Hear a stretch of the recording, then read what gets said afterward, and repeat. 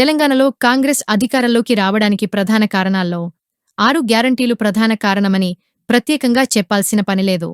ఉచిత బస్సు మొదలు రైతు భరోసా, ఆసరా పింఛన్ల పెంపు వరకు ఇలా ప్రజలను ఆకట్టుకునే పథకాలతో కాంగ్రెస్ ప్రజల్లోకి వెళ్ళింది. మరీ ముఖ్యంగా ఆసరా పింఛన్ల పెంపునకు సంబంధించి ప్రజలు బాగా అట్రాక్ట్ అయ్యారని చెప్పొచ్చు. ఇప్పటికే 6 గ్యారంటీల్లో ఉచిత బస్సు, సిలిండర్పై సబ్సిడీ వంటి గ్యారంటీలను ప్రభుత్వం అమలు చేసింది. అయితే తాజాగా మరో 2 పథకాలను అమలు చేసేందుకు రేవంత్ సర్కార్ అడుగులు వేస్తున్నట్లు తెలుస్తోంది. ఆసరా పింఛన్ పెంపుతో పాటు రైతు భరోసాపై త్వరలోనే ప్రకటన వచ్చే అవకాశాలు ఉన్నట్లు తెలుస్తోంది.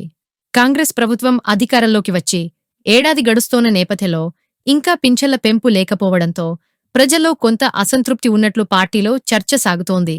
తాజాగా నిర్వహించిన కులగణన సర్వేలో కూడా ఇదే విషయం స్పష్టమైనట్లు తెలుస్తోంది. ఎన్యూమరేటర్లను ప్రజలు పింఛన్ విషయమై ప్రస్తావిస్తున్నట్లు ప్రభుత్వానికి ఫీడ్ బ్యాక్ అందింది. దీంతో రానున్న స్థానిక సంస్థల ఎన్నికల్లో ఈ అంశం కాంగ్రెస్కు ఇబ్బందిగా మారే అవకాశాలు ఉన్నట్లు భావిస్తోందని సమాచారం. ఇందులో భాగంగానే 2,000 రూపాయలుగా ఉన్న పెన్షను 4,000 రూపాయలకు, దివ్యాంగులకు 4,000 రూపాయలుగా ఉన్న పెన్షను 6,000 రూపాయలకు పెంచేందుకు ప్రభుత్వం కసరత్తులు చేస్తున్నట్లు తెలుస్తోంది. అందుకే ఎన్నికల్లోపే పింఛన్ పెంపుతో పాటు రైతు భరోసా పథకాలను అమలు చేసేందుకు సన్నాహాలు చేస్తున్నట్లు తెలుస్తోంది.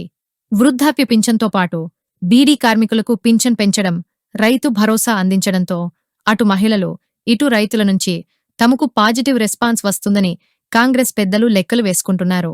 వచ్చే అసెంబ్లీ సమావేశాల తర్వాత ఇందుకు సంబంధించి అధికారిక ప్రకటన వచ్చే అవకాశాలు ఉన్నాయి.